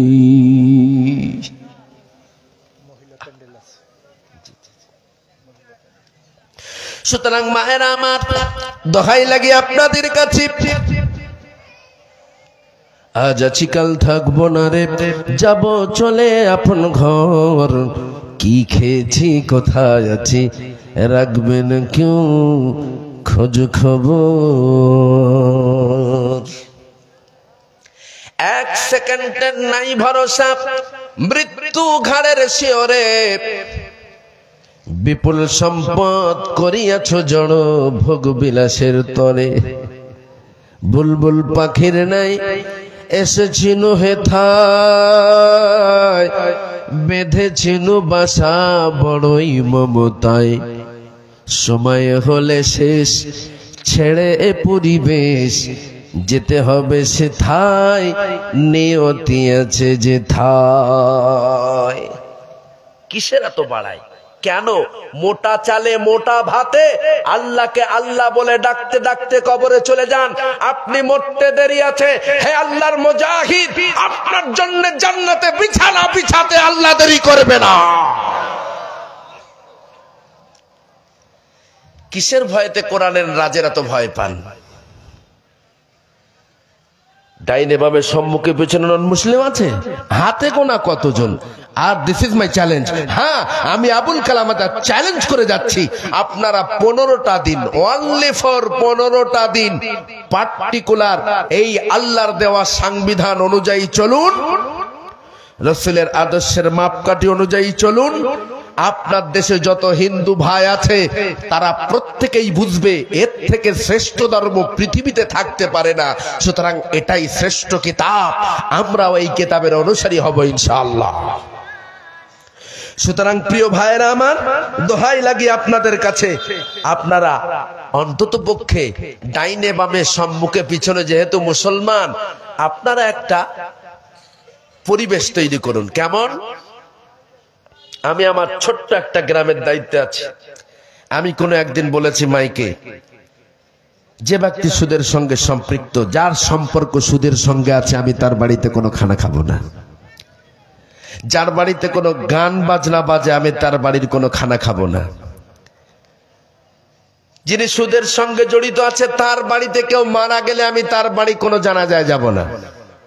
আমি একা নয়, এট ফার্স্ট আমি আমার কমিটিকে আগে ট্র্যাকেল করলাম, কমিটিয়ান সহ কিছু যুবককে ফিটিং করলাম, যে বা যারা মদ খায় প্রমাণিত হবে তার কোনো অনুষ্ঠানে গ্রামের কোনো মানুষ যাবে না। এভাবে আপনারাই একটা আইন তৈরি করুন, দেখবেন একটা গ্রাম ভালো হবে। একটা গ্রাম যখন ভালো হয়ে যাবে, পাশের গ্রামটা আপনার দেখে শিখবে। আপনাদের দুটো গ্রাম যখন ভালো হয়ে যাবে, একটা ইউনিয়ন ভালো হবে। একটা ইউনিয়ন ভালো যখন হবে, একটা জেলা ভালো হয়ে যাবে। এমন করে যদি আপনারা কোরআনের রাজ কায়েম করতে পারেন, আল্লাহর কসম, আল্লাহর কসম, আপনাদের দেখে আমরা শিখে আমরা একদিন পারবো ইনশাআল্লাহ, ইনশাআল্লাহ, কোনো সন্দেহ নেই। আরে আমরা তো ডাইনে বামে সম্মুখে পিছনে শুধু মুসলমান পাচ্ছি। একটু তাকিয়ে দেখেন তো সেই দিকে, একেবারে ইসলামের ফার্স্ট পিরিয়ডে। তাকান তো খাব্বাবের দিকে, তাকান তো বেলালের দিকে, তাকান তো সামিয়ার দিকে, তাকান তো উমাইয়ার দিকে। মৃত্যু সন্ধিক্ষণে দাঁড়িয়েও তারা ইসলাম ছেড়েছিল? আওয়াজ দিয়ে বলুন, ছেড়েছিল? আহ, কি করুন, কি দৃশ্য! রাসূলুল্লাহ হিজরত করে মক্কা থেকে যখন মদিনায় চলে গেলেন, সুদীর্ঘ 6 বছর মদিনায় তিনি কাটালেন। রাসূলের নবুয়তের নিদর্শন মদিনার মানুষগুলো যখন দেখে বুঝতে পারলেন বেশক মুহাম্মদুর রাসূলুল্লাহ আল্লাহর পয়গম্বর, মদিনার মানুষের ভিতরে নরমিয়াত ছিল, তারা সকলে আল্লাহর নবীর নবুয়তকে মেনে নিলেন। রাসূলের ডাইনে বামে সম্মুখে পিছনে দাঁড়ানোর মতো এখন অনেক মানুষ। হযরত ওমর ডাক দিয়ে বলেন, ইয়া রাসূলুল্লাহ, আমাদের জন্ম ভিটা মক্কায়, আমরা কি আর ফেরত যেতে পারবো না? আল্লাহর ঘর কাবা বাইতুল্লাহ কি আমরা আর তওয়াফ করতে পারবো না? রাসূলের চোখে পানি এসে গেল। ওমর, আমারও তো একই প্রশ্ন তোমাদের কাছে, তোমরা কি আমাকে নিয়ে আল্লাহর ঘর কাবা বাইতুল্লাহর তওয়াফ করিয়ে দিতে পারবে না? হযরত ওমর নাঙ্গা তরোয়ার নিয়ে বলেন, ইয়া রাসূলুল্লাহ, আমি আপনার সম্মুখে যাব, আপনি আমার পিছনে পিছনে যাবেন। সামনে কাফের যত পাবো সব কেটে টুকরা টুকরা করে দেব। বিশ্বনবী একটাই কথা বললেন, ওমর, আল্লাহ রাব্বুল আলামিন মুহাম্মদুর রাসূলুল্লাহকে রাহমাতাল লিল আলামিন উপাধি দিয়ে পাঠিয়েছে, সুতরাং রক্ত ঝরানোর জন্য নয়, বরং রক্ত খরণ বন্ধের জন্য আল্লাহ আমাকে রহমত স্বরূপ পৃথিবীবাসীর জন্য পাঠিয়েছেন। বলুন সুবহানাল্লাহ। অথচ আমার ভারতের কিছু নির্লজ্জ আমার সেই নবীর বিরুদ্ধে গালি দেয়। আশ্চর্য ব্যাপার। তাদের একবার ভাবা দরকার ছিল, 800 বছরের মতো মোল্লার বেটারা রাজত্ব করেছে, যদি তাদের হাতে অস্ত্র, তাদের হাতে কোরআন এবং অস্ত্র থাকতো, অস্ত্রের দুর্ব্যবহার যদি তারা করত, 800 বছর যে জাতি দেশ রাজত্ব করেছে, আমাদের তো কারোরই থাকার কথা ছিল না। বিশ্বনবী মদিনাতুল মুনাওয়ারা থেকে 2100 মতো সাহাবীকে সঙ্গে নিয়ে হুদায়বিয়ায় গেলেন। প্রতিমধ্যে অনেক ঘটনা ইতিহাস বলবার জন্য এসে নেই। কুরাইশদের সঙ্গে একটা সন্ধি হলো। আল্লাহর নবীর এই বিশাল ভূমিকা দেখে কুরাইশরা একটু দমে গেল। মনে মনে ভাবলো, এই মুহূর্তে যদি মুহাম্মদ মক্কায় ঢোকে, যে বিপ্লব শুরু হয়েছে, আমাদের ডাইনে বামে আর কোনো ভক্ত থাকবে না। ঠিক বর্তমান চলমান আপনাদের পরিস্থিতির সঙ্গে হুদায়বিয়ার অনেকটা মিল আছে। মুসলমান ভাইরা আমার, কুরাইশদের সঙ্গে সন্ধি হলো। মুহাম্মদ ইবনে আব্দুল্লাহ, আমরা চাই না আপনার সঙ্গে আমাদের কোন রক্তক্ষয়ী যুদ্ধ লাগুক, কারণ আপনি তো আমাদের পর নয়, আমরাও আপনার পর নই। আপনাদের সঙ্গে বন্ধুত্বর হাত বাড়ানোর জন্য আমরা এসেছি, তবে কিছু শর্ত আছে, শর্তগুলোকে মানতে হবে। উভয় পক্ষ একত্রিত হয়ে আল্লাহর নবী বললেন, আমি তো আপনাদের কাছে ওই আহ্বান করবার জন্য এসেছিলাম, রক্তক্ষয়ী যুদ্ধ নয়। উভয় পক্ষ একত্রিত হয়ে কয়েক দফা শর্ত স্বাক্ষরিত হলো। নাম্বার 1 শর্ত হলো, এবছরে আপনার হজ করতে পারবেন না, মদিনাতে রিটার্ন যাবেন। নাম্বার 2 শর্ত হলো, মদিনার কোন মক্কা থেকে কোনো মানুষ যদি মদিনাতে যায়, তাহলে তাকে আমাদের মাঝে ফেরত দিতে হবে। নাম্বার 3, মদিনার কোনো মানুষ যদি মক্কায় আসে, আমরা ফেরত দেব না। হযরত ওমর তো রেগে মেগে হাতা কোটাতে লাগলেন, ইয়া রাসূলুল্লাহ, কেমন শর্ত? মদিনার মানুষ মক্কায় আসলে ওরা ফেরত দেবে না, আবার মক্কার মানুষ মদিনায় গেলে আমাদের ফেরত দিতে হবে। আল্লাহর নবী বলে, ওমর ক্ষান্ত হও, মদিনা থেকে কেউ আসবেও না। সুবহানাল্লাহ। শর্ত স্বাক্ষরিত হলে আল্লাহর পয়গম্বর সাহাবীদেরকে নিয়ে চলে যাবেন। আবু বকর, ওমর, উসমান, আলী রাদিয়াল্লাহু তাআলা আনহুম প্রমুখ সাহাবীরা কেউ এই শর্ত মানল না। বিশ্বনবী বলেন, আমার শর্তে স্বাক্ষরিত করেছি, আমি সম্মতি দিয়েছি, তোমরা আমার এই সম্মতিটাকে মেনে নাও, আখেরে আমাদের ফায়দা আছে। কোন সাহাবী নড়ে না চড়ে না, কারণ সাহাবীদের রক্ত তখন টকবকে। নঙ্গা তরবার হাতে নিয়ে তারা আল্লাহর নবীকে বলতে লাগলেন, ইয়া রাসূলুল্লাহ, আপনি কি আমাদেরকে মুসা নবীর উম্মতদের মতো মনে করেছেন? না না না, আমরা নবী মুসার উম্মতদের মতো আপনাকে ফেলে রেখে পালিয়ে যাব না, বীর বিক্রমে শহীদ হয়ে যাব, যুদ্ধ করব, তবু কাফের যত পৃথিবীতে আছে সব ধ্বংস করে দেব।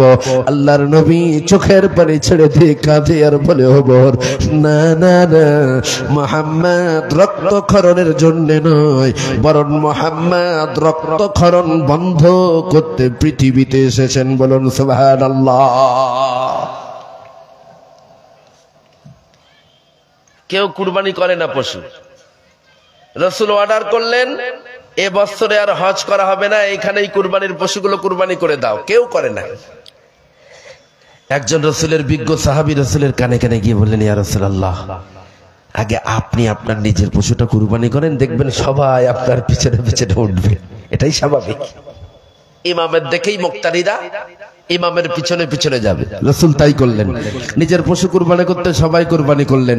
কাফেলা গোছানো হলো, আল্লাহর নবী বললেন, চলো আমরা মদিনাতে রিটার্ন যাব, আল্লাহ চাইলে আগামীতে আমরা মক্কায় সশরীরে এসে হজ করব ইনশাআল্লাহ। সাহাবীরা চলে যাচ্ছেন, সব গুছিয়ে চলে যাচ্ছে। ঠিক এমন সময় পেছন দিক থেকে একজন যুবক চিৎকার দিয়ে কাঁদে আর বলে, ইয়া রাসূলুল্লাহ, আমাকে না নিয়ে আপনি যাবেন না, কারণ আমার মনের বড় তামান্না, আমার জীবনের বড় আশা, জীবনের বড় আকাঙ্ক্ষা, প্রাণ ভরে আমার আল্লাহর একটু সিজদা দেব। ইয়া রাসূলুল্লাহ, আমাকে মক্কায় ফেলে আপনি মদিনাতে চলে যাবেন না, প্লিজ আমাকে একটু নিয়ে চলুন। এমন করে পিছন দিক থেকে তরুণ যুবক চিৎকার করে কাঁদতে কাঁদতে যখন ডাক মারলেন, আল্লাহর নবী বলেন, কে গো, আমার কোন সাহাবী থেকে গেল নাকি? দেখো তো পিছনে। আল্লাহর পয়গম্বর অপেক্ষা করলেন, ওয়েট করলেন, পিছনে কোন সাহাবী পড়ে রয়ে গেলেন নাকি দেখলেন। অনেক সময় দাঁড়িয়ে থাকবার পরে তিনি বুঝতে পারলেন, না, তার কোন সাহাবী আর অবশিষ্ট বাকি নেই, বরং একজন ছেঁড়া ফাটা জামা, গায়ে হাত শিকল দিয়ে বাঁধা যুবক এসে আল্লাহর নবীর সম্মুখে দাঁড়িয়ে গেলেন, ডুকরি ডুকরি কাঁদতে লাগলেন, ইয়া রাসূলুল্লাহ, আমার হাত এবং পা গুলাকে বেঁধে ফেলে রাখা হয়েছে। ইয়া রাসূলুল্লাহ, আজ কয়েকদিন যাবত আমাকে পানি পর্যন্ত পান করতে দেওয়া হয় নাই। আমি শুনেছি কোন মহিলার মুখে আপনি নাকি হুদায়বিয়া এসেছেন, আমার মনের কষ্টের কথাগুলোকে আপনাকে শোনাবো বলে আমি ওই মহিলাকে বললাম, গো মক্কার মা, আমার মনের কষ্টের কথাগুলা রাসূলের কাছে একটু শেয়ার করব, প্লিজ আমার পায়ের বাঁধনটা একটু খুলে দাও। ইয়া রাসূলুল্লাহ, ওই মহিলা আমার পায়ের বাঁধনগুলোকে খুলে দেওয়ার কারণে আমি অনেক কষ্টে আপনার কাছে আসতে পেরেছি। ইয়া রাসূলুল্লাহ, ইয়া হাবিবাল্লাহ, আমার জীবনের বড় তামান্না, আমার জীবনের বড় আশা, প্রাণ ভরে আমার আল্লাহকে একটু সিজদা দেব। ইয়া রাসূলুল্লাহ, তারা আমাকে বেঁধে রেখেছে, আমার পাগুলা বেঁধে রেখেছে, হাতগুলা বেঁধে রেখেছে, প্লিজ আপনি একটু আমাকে সঙ্গে করে মদিনাতে নিয়ে চলুন।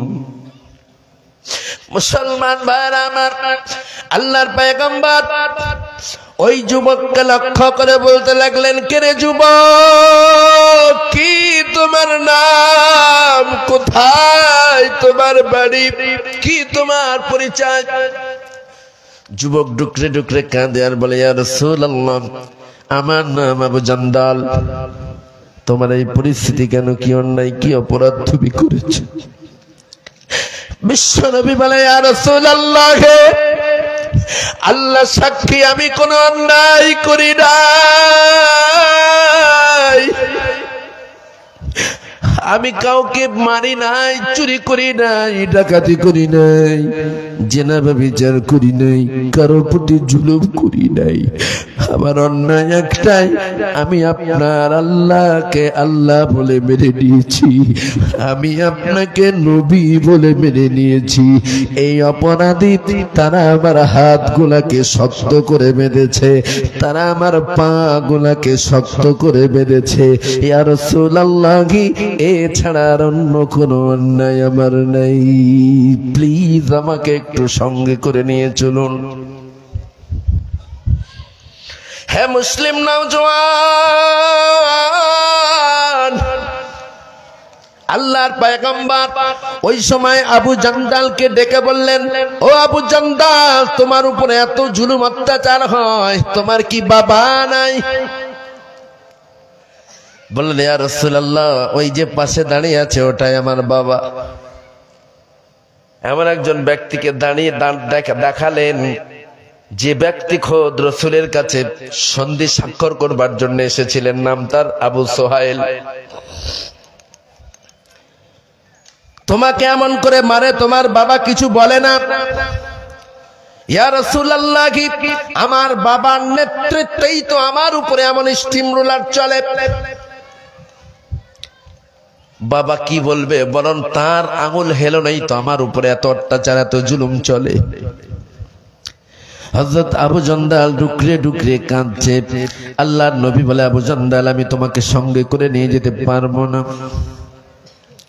বিশ্বনবীর যদি অনেক কষ্ট লাগছে, তারপরেও যেহেতু শর্ত স্বাক্ষরিত হয়ে গেছে, সন্ধি হয়ে গেছে, মক্কার কোন মানুষ মদিনাতে গেলে আপনি তাকে নিতে পারবেন না। রাসূল যদি সন্ধি করে সেটাকে যদি ভঙ্গ করেন, শর্ত যদি না মানেন, আজীবন রাসূলের উম্মতেরাও সেম কাজ করবে, কথা দেবে, ওয়াদা ভঙ্গ করবে। কাজেই বিশ্ব নবী বললেন, আবু জান্দাল, আমি তোমাকে সঙ্গে করে নিয়ে যেতে পারবো না। হযরত আবু জান্দাল এরপর ডুকরে ডুকরে কাঁদে আর বলে, ইয়া রাসূলুল্লাহ, অত্যন্ত তৃষ্ণায় আমি ওদের কাছে পানি চেয়েছি, ওরা আমাকে বিনিময় চাবুক দিয়েছে, অটোমেটিক্যালি চাবুক পেটা করেছে। ইয়া রাসূলুল্লাহ, ইয়া হাবিবাল্লাহ, খোদার তাড়নায় আমি আর যখন নিজেকে কন্ট্রোল করতে না পেরেছি, আমি ওদের কাছে একটু খানা চেয়েছি, বিনিময় ওরা আমাকে কয়লার খাংরা আগুন দিয়েছি। ইয়া রাসূলুল্লাহ, উত্তপ্ত মরুর উপরে জ্বলন্ত কয়লার লাল অঙ্গার গুলো বিছিয়ে দিয়েছে, আমার হাত এবং পা গুলোকে শক্ত শিকল দিয়ে বেঁধেছে, অতঃপর ওই জ্বলন্ত অঙ্গারের উপরই আমাকে চিৎ করে শুইয়ে দিয়েছে। ইয়া রাসূলুল্লাহ, আমার পিঠের গোশত, চামড়া, হাড়, হাড্ডি আর কিছুই অবশিষ্ট নাই, সব আগুনে খেয়ে ফেলেছে। ইয়া রাসূলুল্লাহ, আমার হাতগুলা তো বাঁধা আছে, আমি আমার জামাটা উঁচু করে আপনাকে দেখাতে পারবো না। আপনি আপনার সাহাবীদেরকে বলুন, তারা একটু আমার জামাটা উঁচু করুক, আপনি একটু উঁচু করে দেখুন। না না না, আমার পিছনে আর কোনো চামড়া নাই, গোশত নাই, চর্বি নাই, কেবলমাত্র হাড়গুলা কয়লা হয়ে গেছে। মুসলমান ভাইরা আমার, বিশ্বনবী হযরত ওমরকে ডেকে বললেন, ওমর রে, আমার আবু জান্দালের জুব্বাটা একটু উঁচু করো, আমি দেখতে চাই আমার আবু জান্দালের ঈমান কতটা দামি। মুসলমান ভাইরা, হযরত ওমরের মতো সাহসী যুবক আস্তে আস্তে যখন আবু জান্দালের জামাটা উঁচু করলো, হযরত ওমর আল্লাহু আকবার বলে জমিনের উপরে লুটিয়ে পড়েছে। বিশ্বনবী দৃশ্যটা দেখে ওমরকে বলে, ওমর, মানুষ এত নিষ্ঠুর হতে পারে এটা আমার জানা ছিল না। ও মুসলমান ভাইরা, ইতিহাসে পড়েছি এগুলা, আর বর্তমানে বাংলাদেশের কিছু চলমান ইতিহাসগুলো মিলিয়ে দেখেছি। সে যুগের আবু জেহেল, আবু লাহাবদের ইতিহাস আর বর্তমান যুগের দেশের নেতা লিডারদের চলমান ইতিহাসের মধ্যে কোনো পার্থক্য নেই। তাহলে এদের কোন পাল্লায় রাখবেন? হলে কোরআনের রাজের পক্ষে থাকতে হবে, নাহলে আবু জেহেলে ফিরে যেতে হবে। কোন দিকে যাবেন? কষ্ট লাগছে আমার কথা শুনে? সমস্যা হচ্ছে? আমার ভাষা বুঝতে অসুবিধা হয়? কাঁটা তো স্ট্রেট হয়ে আবার বেঁকে গেছে, আর বিলম্ব করব না। না ভাই, ডোন্ট মাইন্ড, আমি 12টার পরে কথা বলি না। এতগুলা কথা বলবার পিছনে কারণ একটাই। কি কারণ? আমাদের তো ডাইনে বামে সম্মুখে পিছনে চতুর্দিকে মুসলমান। আমরা চাইলে যদি হালাল খাদ্য খাবো, হারামখোরের বাড়িতে যাব না। চেষ্টা করলে এক জায়গায় হারামখোর হলেও পাশেই আছে হালাল খাবে না, ঠিক কিনা? কিন্তু ওই পিরিয়ডে আবু জান্দালকে ছেড়ে বিশ্বনবী যখন চলে আসছেন, তখন আবু জান্দাল ডুকরে ডুকরে কাঁদছে আর বলছে, ইয়া রাসূলুল্লাহ, আমি নিশ্চিত আপনি যেহেতু জবান দিয়েছেন, আমার মতো হতভাগা আপনার সঙ্গে মদিনাতে যেতে চান্স পাবে না। তবে ইয়া রাসূলুল্লাহ, সম্ভবত আমি আমার জীবনের অন্তিম সময়ে পৌঁছে গেছি, হয়তো আর কিছু সময়ের পর আমার মওত হবে। ইয়া রাসূলুল্লাহ, আমি চেষ্টা করেছিলাম আপনার সঙ্গে যে শান্তিভাবে, পরিপূর্ণভাবে, মন খোলসা করে আমার আল্লাহকে সিজদা দিতে, সম্ভবত আর সুস্থ অবস্থায় আল্লাহকে সিজদা দেওয়া আমার নসিব হবে না। ইয়া রাসূলুল্লাহ, আমি বুঝতে পেরেছি আপনি যেহেতু কথা দিয়ে ফেলেছেন আপনার সঙ্গে আমি যেতে পারবো না। তবে আল্লাহর রাসূল, দোয়া চাই মৃত্যুকে বরণ করে নিলেও যেন ঈমান না হাত ছাড়া করি। আল্লাহর নবী এই সময় আবু জান্দালকে বলে, আবু জান্দাল,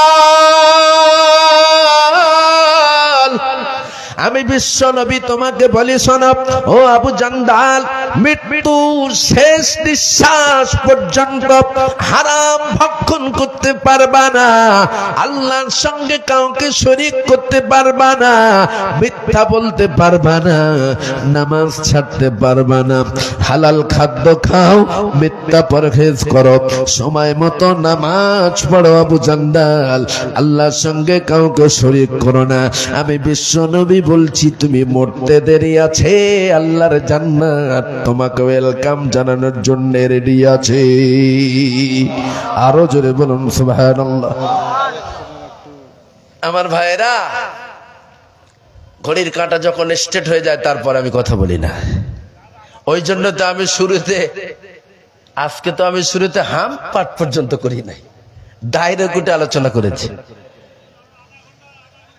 না ভাই, আগামীকাল আমার মাহফিল আমার বাড়ি থেকে 150 কিলোমিটার দূরে। আমাকে রাত্রেই, এই নাইটেই আমাকে রাস্তায় যেতে হবে যে কোনো প্রকারে। আগামীকাল জুমার পূর্বে আমাকে বর্ডার ক্রস করা লাগবে। তবে আমি জেনেছি এই মাদ্রাসাটা আলহামদুলিল্লাহ যথেষ্ট সুনামের শীত চলে আসছে। আপনারা লজিং দিচ্ছেন, লজিং খাওয়াচ্ছেন, আনুষঙ্গিক আরো অনেক খরচ আছে মাদ্রাসার। ডোন্ট মাইন্ড, মুসাফির মানুষ, মাজলুম মানুষ, শুধু মুসাফির নয়, মজলুম এবং মুসাফির। আমি আপনাদের নিয়ে দোয়া করব, আপনাদের থেকে একটু দোয়া নেব, এমন ওটাউটি করবেন না প্লিজ, ডোন্ট মাইন্ড। আমি আর বেশি বিরক্ত আপনাদের করব না, জাস্ট স্থলে নয়, ঝড়ের মতো বেগে প্যান্ডেলের ভিতরে, রাস্তার সাইডে একজন ভাইজান আর এই প্যান্ডেলের ভিতরে 3 জন হাতে রুমাল নিয়ে দৌড়ে দৌড়ে যান ভাই আল্লাহর রাস্তায়। পকেটে যা আছে বিসমিল্লাহ বলে 10 টাকা, 20 টাকা, 100 টাকা, নবীর ঘর মাদ্রাসার জন্য মেহেরবানি করে একটু কুরবানি করুন, তাড়াতাড়ি দৌড়ুন। এই বাচ্চা, এই রুমাল আছে যাদের কাছে, রুমাল ছাড়ি না, রাস্তায় যুবক ভাইদের কাছে যাও, আমার যুবক ভাইরা দেবে। আমি বিশ্বাসী, আমার যুবক ভাইদের উপরে বিশ্বাসী। আমার যুবক ভাইরা নিশ্চয়ই দেখতে পাচ্ছেন আমিও তাদের মতো ইয়াং। যে যেমন পারেন পকেটে যা আছে বিসমিল্লাহ বলে আল্লাহর রাস্তায়। 500 টাকা, 500 টাকা, পুজোর চাঁদা না দিতে পারার কারণে আপনার প্রতিবেশী দেশ আমার মোহাম্মদ জহুর ভাইকে শহীদ হতে হয়েছে। সেই ভাইয়ের জন্য, সেই ভাইয়ের কথা মনে করে আল্লাহ যেন তার সঙ্গে, সেই শাহাদাতের সঙ্গে আপনাদেরকেও জান্নাত দেন। 500 করে টাকা আল্লাহর রাস্তায় দিয়ে দেন। দোয়া করব আল্লাহ আমার জহুর ভাইয়ের সঙ্গে আপনাদেরকেও জান্নাত দেবেন ইনশাআল্লাহ। আরে ভাই, কটা কথা আপনাদেরকে শোনাব। খোদ মহারাষ্ট্রে আজ থেকে গত মাসের 29 তারিখে খোদ মহারাষ্ট্রের বুকে আমার শেখ সাজিদ ভাই তার বিবিকে পর্দা পুরুষে দেয়, হিজাব অবস্থায় বাইকের পিছনে নিয়ে দুটো বাচ্চাকে সঙ্গে নিয়ে হোন্ডা বাইকে তিনি যাচ্ছেন। আমার ওই সাজিদ ভাই রাস্তা দিয়ে যাচ্ছেন মোটর বাইকে। তাকে লক্ষ্য করে কিছু মালাউন, তারা ছিল 4 চাকা গাড়ির ভিতরে। যেহেতু মহিলাটা হিজাব পরা ছিল, বুঝতে পেরেছে যে মুসলমান, অকথ্য ভাষায় গালিগালাজ করতে লাগলো। মুসলিম হিজাবি নারী দেখে ওই কটা মালাউন অকথ্য ভাষায় গালাগালি করতে লাগলো। হাজার হলেও বিহারি মুসলমান, ইমানি তেজ অনেক বেশি। সে গাড়ি ব্রেক করা, আমাদের কেমন করে গালি দাও, তোমাদের খাই, তোমার বাবার খাই, ইত্যাদি ইত্যাদি তর্ক তর্জমা শুরু। তার আছে 4 চাকায়, এর আছে 2 চাকায়। দীর্ঘক্ষণ তর্ক তর্জমার পরে আমার ভাই সাজিদের সঙ্গে তার বিবি ছিল, মেয়েটার নাম ইকরা। ইকরা নামের মেয়ে, 2টা বাচ্চা এবং তার স্বামী। ইকরা যখন দেখলো আমার স্বামী তাদের সঙ্গে তর্ক তর্জমা শুরু করে দিয়েছে, ধস্তাধস্তি হবে, হাতাহাতি হবে, হাতাহাতি হবে, ধস্তাধস্তি হবে, কাজেই সে তার স্বামীকে অনেক অনুনয় বিনয় করে বললেন, প্লিজ তাদের সঙ্গে তর্কে যাবেন না, চলুন আমরা আমাদের কাজে পেরিয়ে যাই। স্বামীকে কোন ক্রমে ইকরা বুঝিয়ে তার স্বামীর স্টিয়ারিং ঘোরালো, তাদের পথে তারা যেতে লাগলো। ও মুসলমান ভাইরা, ওই মালাউনের দলেরা আমার ভাই সাজিদকে ফলাও করে 5 কিলোমিটার ধাওয়া করলো। 5 কিলোমিটার তাড়িয়ে তাড়িয়ে 4 চাকার তলে আমার ভাই সাজিদ সহ সঙ্গে তার আরো 2টা বাচ্চা এবং বউ ছিল, সবাইকে পিষে দিল। স্পটই ইকরা মারা গেল, তার মেয়েটা মারা গেল। আশেপাশের মানুষেরা দৌড়ে ছুটে তাদেরকে নিয়ে হসপিটালে গেল। গিয়ে দেখা গেল ইকরা অর্থাৎ তার বিবিটা মারা গেল, মেয়েটা মারা গেল। স্বামী আর তার সন্তান সাজিদ এবং তার সন্তানটা বেঁচে আছে। 48 ঘন্টা পর যখন তার হুঁশ আসলো, সে থরথর করে কাঁপতে কাঁপতে বলল, পার্টিকুলার 5 কিলোমিটার তাড়িয়ে তাড়িয়ে ধরে আমাদেরকে গাড়ির তলায় পিষে দেওয়া হয়েছে। থানায় গেল এফআইআর করতে, থানা কোনো এফআইআর নেয় না। অনেক উচ্চ পদস্থ ব্যক্তিদেরকে ধরে যখন এফআইআর করা হলো, পুলিশ এরপরে নড়ে চড়ে বসলো, আসামি খুঁজতে লাগলো, আসামি ফেরার। সেই তুলনায় আপনার ভালো আছেন কিনা, সেই তুলনায় আপনার স্বাধীন আছেন কিনা? তারপরেও কেন আল্লাহর সঙ্গে এভাবে পরিরচনা করবেন, আল্লাহর সঙ্গে চিটিংবাজি করবেন, আল্লাহর সঙ্গে কেন ধোঁকাবাজি করবেন? সদা সর্বদা আল্লাহ রাব্বুল আলামিনের শুকরিয়া জ্ঞাপন করুন, না শুকরিয়া করবেন না। আর অবশ্যই অবশ্যই হালাল খাদ্য ভক্ষণ করুন। ও মুসলমান ভাইরা, আমি নিশ্চিত আপনি যতটা সহজে কোরআনের আইনকে বাস্তবায়ন করে চলতে পারবেন, আমি আবুল কালাম আজাদ আমার পক্ষে ততটা সহজ হবে না। আর আপনাদেরকে বিরক্ত করব না। অলরেডি 12টা বেজে 15 মিনিট। প্রতিষ্ঠাতা এবং প্রতিষ্ঠাতা উপদেষ্টা সহ কমিটি কিছু মারা গেছেন, নতুন কমিটি। আচ্ছা, মাশাআল্লাহ। এখনই আমরা দোয়া করব, আর বিলম্ব নয়। তবে দোয়ার পূর্বে যেহেতু আমরা তাহাজ্জুদের ওয়াক্তে মালিকের দরবারে গুনাহ মাফের আশা নিয়ে একটু ইস্তিগফার পাঠ করি। আউযু বিল্লাহি মিনাশ শাইতানির রাজীম, বিসমিল্লাহির রহমানির রহিম। আস্তাগফিরুল্লাহ রাব্বি মিন কুল্লি যামবিন ওয়া আতুবু ইলাইহি, লা হাওলা ওয়ালা কুওয়াতা ইল্লা বিল্লাহিল আলিয়্যিল আযীম। আশহাদু আল্লা ইলাহা ইল্লাল্লাহু ওয়া আশহাদু আন্না মুহাম্মাদান আবদুহু ওয়া রাসূলুহু। আর কোন কার্যক্রম না ডাইরেক্ট দুয়ার পরে